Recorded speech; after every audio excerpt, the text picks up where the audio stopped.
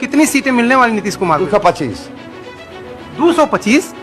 243 में से? हाँ 225। कुछ उन लोगों के लिए नहीं छोड़ेंगे? उन्हें 10-5 से बच्चा अपना बुलबाट फूट लेंगे एक बार। ब्लूप्रिंट क्या है? ब्लूप्रिंट में आपको कैमरे पे अभी कैसे बताऊं, ये तो बहुत ही निजी चीज है। और मैं बिहार का वो विकास होगा जिसके लिए बिहार पिछले 70 वर्षों से, आजादी के बाद से 70-75 वर्षों से वो तड़प रहा था। जेडीयू को तीर सिंबल को 25 से ज्यादा सीट नहीं आएगी। और आई तो आप राजनीति छोड़ देंगे? छोड़ देंगे जी। या बंगाल में कहा था, अभी कह रहे हैं, फिर रिपीट कर देते हैं, 25 सीट नहीं आएगा जदयू को। जिस महागठबंधन को हम लोग मजबूत मान रहे थे उसे एनडीए ने धो डाला। ये सिर्फ जीत नहीं है, ये पॉलिटिकल सुनामी है जिसने विपक्ष को मलबे में दबा दिया। सवाल एक ही है, 243 सीटों वाली विधानसभा में एनडीए 200 प्लस ऐतिहासिक आंकड़ा पार करके कैसे लौटी? जवाब है 3 बड़े फैक्टर और हाँ, एक बड़े सवालिया निशान पर भी बात करेंगे। क्या इस जीत में कोई गड़बड़ी हुई? एनडीए ने 200 से ज्यादा सीटें जीती। यहाँ एनडीए के डबल इंजन ने नहीं बल्कि ट्रिपल इंजन ने काम किया।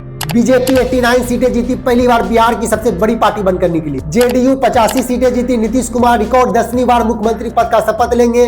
2010 के बाद ये नीतीश कुमार का बेस्ट परफॉर्मेंस रहा। एलजेपी चिराग पासवान की पार्टी 19 सीटें जीती। ये लड़का इस बार वोट कटर नहीं बल्कि राजनीतिक स्ट्राइकर साबित हुआ, जिसने सीधे महागठबंधन से 17 सीटें छीनकर एनडीए के खाता में डाला, जिससे 200 प्लस का लक्ष्य हासिल हुआ। कुल मिलाकर महागठबंधन 35 सीटों पर सिमट गई। आरजेडी मैच 25 सीटें लाई। 50 सीटों का सीधा नुकसान हुआ। आरजेडी अब बिहार में तीसरी बड़ी पार्टी बन चुकी है। तेजस्वी यादव के रोजगार का वादा, हर घर नौकरी का वादा, जंगल राज के भूत के सामने ध्वस्त हो गया। कांग्रेस में 6 सीटें जीत पाई। गठबंधन की सबसे कमजोर कड़ी ने गठबंधन की गणित ही बिगाड़ दी। अब बात करते हैं उनकी जो बिहार की राजनीति को बदलने चले थे, जिन्होंने दावा किया कि बिहार में 243 सीटों पर चुनाव लड़ेंगे और 150 से अधिक सीट लाएंगे, पूर्ण बहुमत की सरकार बनाएंगे। पूर्ण बहुमत की सरकार बनाएंगे और किसी भी पार्टी में जाकर के नहीं मिलेंगे। पूरे चुनाव में हर न्यूज मीडिया को वो इंटरव्यू देते हुए दिखे। और हकीकत क्या हुआ? बिहार विधानसभा इलेक्शन 2025 में उनकी पार्टी खाता तक नहीं खोल पाई। मैं बात कर रहा हूँ जन सुराज पार्टी की, जिसके फाउंडर है प्रशांत किशोर, जिन्हें कि हम लोग पीके के नाम से जानते हैं। प्रशांत किशोर ने वादा किया था जेडीयू नीतीश कुमार की पार्टी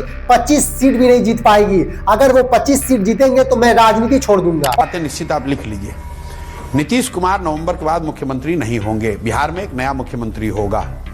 इसमें आपने इस पर कहा है कि लिख कर ले लो। लिख के ले लो ये बात। दूसरी बात लिख के ले लो कि जेडीयू को तीर सिंबल को 25 से ज्यादा सीट नहीं आएगी। और आई तो आप राजनीति छोड़ देंगे? छोड़ देंगे जी। या बंगाल में कहा था, अभी कह रहे हैं, फिर रिपीट कर देते हैं, 25 सीट नहीं आएगा जदयू को। अगर जेडीयू की 25 से ज्यादा आई तो छोड़ देंगे, राजनीति छोड़ देंगे भाई। ठीक है, ओके। मिली हकीकत क्या? नीतीश कुमार की पार्टी जेडीयू ने 85 सीटें जीती। पीके की जन सुराज ने 0 सीटें जीती। 238 सीटों पर चुनाव लड़ने के बाद भी प्रशांत किशोर के जन सुराज पार्टी को 67 विधानसभा क्षेत्रों में नोटा से भी कम वोट प्राप्त हुए। अब सीधा सवाल यह है, प्रशांत किशोर अपने द्वारा ही किए गए वादों को निभाएंगे? प्रशांत किशोर बिहार की जातीय और कल्याणकारी योजनाओं की पॉलिटिक्स समझने में पूरी तरह फैल रहे। महागठबंधन की हार एनडीए के जीत से ज्यादा अपनी गलतियों का नतीजा है। एनडीए ने लालू प्रसाद यादव के 1990 से 2005 के जंगल राज के नैरेटिव को इतने सफलतापूर्वक बेचा कि युवा और महत्वाकांक्षी वोटर्स डर गए। तेजस्वी ने पोस्टर से लालू यादव की तस्वीरें हटा दी, पर जंगल राज का बोझ नहीं हटा पाए। मतदाताओं ने उनके वादों पर भरोसा नहीं किया। उन्हें लगा कि उन्हें स्थिरता और सुरक्षा एनडीए ही दे सकती है। दूसरी गलती की कांग्रेस ने गठबंधन में कोई वैल्यू नहीं जोड़ा। महज 6 सीटों पर सिमट जाना दिखता है कि उनका पारंपरिक आधार मुस्लिम और उच्च जातियां बीजेपी और आरजेडी में बट चुकी है। सीट शेयरिंग का विवाद और आपसी तालमेल की कमी ने उनके वोटों के स्थानांतरण को बाधित कर दिया। कोई पार्टी कई वर्षों से गठबंधन में है, उसके बाद भी एक विधानसभा क्षेत्र में दोनों पार्टियों ने अपने अपने कैंडिडेट को खड़ा किया, तो वोट तो बटना जरूरी था और इसी जो बटे हुए वोट का फायदा भाजपा को मिला। तीसरी गलती यह थी कि एंटी एनडीए वोट पूरी तरह से बढ़ गया। एआईएमआईएम ने सीमांचल में आरजेडी के मुस्लिम वोटों को काटा, जिसने कई सीटों पर एनडीए को सीधा फायदा पहुंचाया। पीके की जनस्वराज ने उन एंटी कन्वेंसी वोटों की सेर लगाई जो सीधे महागठबंधन को मिल सकती थी। गठबंधन ने अपनी हार की स्क्रिप्ट खुद लिखी। एनडीए की जीत का सबसे बड़ा रहस्य महिलाएं मतदाताएं थी, द साइलेंट गेम चेंजर। पहले चरण में महिलाओं ने पुरुष की तुलना में 7.5% से ज्यादा वोट डाला। 7.5% का ये गैप एक निर्णायक कवच बन गया। नीतीश कुमार की सुशासन की छवि और महिलाओं को लक्षित करने वाली लाभकारी योजनाएं जैसे वित्तीय सहायता, सुरक्षा और शिक्षा प्रोत्साहन विश्वसनीय वोट बैंक बन गई। एनडीए ने जाति की दीवारें तोड़कर कल्याणकारी योजनाओं से एक ऐसा वोट बैंक बना लिया जिसे महागठबंधन का पारंपरिक मुस्लिम यादव समीकरण भी भेद नहीं पाया।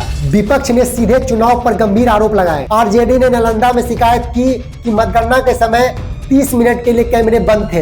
इससे बड़ा विवाद तब उठा जब 65 लाख लोगों को मतदाताओं की सूची से बाहर कर दिया गया। विपक्ष ने आरोप लगाया शुद्धिकरण SIR नहीं, दलितों और अल्पसंख्यकों को निशाना बनाने की साजिश थी। प्रोफेसर अभय दुबे जैसे विशेषज्ञों ने इस रिकॉर्ड तोड़ मतदान को बड़े पैमाने पर फर्जी मतदाताओं को जोड़ने का मास्टर क्लास बताया। अब बात करते हैं विपक्ष आखिर क्या सुधार सकता है। अब बिहार की राजनीति बदल चुकी है। एनडीए ने 200 प्लस सीटें जीतकर नक्शा फाड़ दिया है। प्रशांत किशोर को अपनी 0 सीटें और राजनीति छोड़ने के बारे में जो बात उन्होंने कहा था उन पर उन्हें विचार करना चाहिए और तेजस्वी यादव को जंगल राज के साये से पूरी तरह से निकलना चाहिए। उम्मीद है कि अब आपको समझ में आ गया होगा बिहार विधानसभा इलेक्शन में महागठबंधन पीछे क्यों रह गई, इनके बीच आपसी फूट क्या था। इस वीडियो को ज्यादा से ज्यादा शेयर कीजिए। अगर आप हमारे चैनल पर पहली बार आए हैं तो प्लीज चैनल को सब्सक्राइब भी कीजिएगा। वीडियो देखने के लिए आप लोगों का बहुत बहुत धन्यवाद।